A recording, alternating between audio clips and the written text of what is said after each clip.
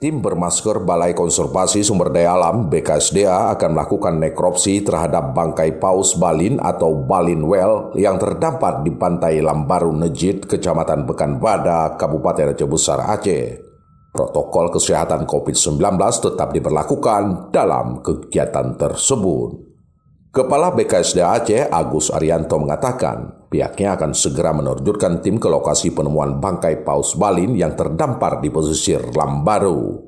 Keberadaan tim medis dan ahli hewan itu diperlukan untuk pengungkapan kematian paus balin, tentunya dengan memakai prokes seperti masker dan pemberlakuan jaga jarak.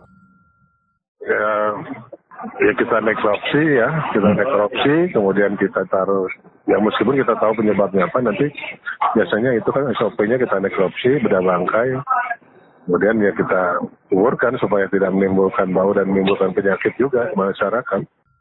Kepala BKSDA Aceh, Agus Arianto, melanjutkan paus balin yang mati itu memiliki panjang sekitar 7 meter dan lebar 2 meter. Sementara kematian balin whale diperkirakan terjadi sejak 2 minggu lalu. Dari Provinsi Aceh, Erwin Jalaluddin melaporkan untuk KBR.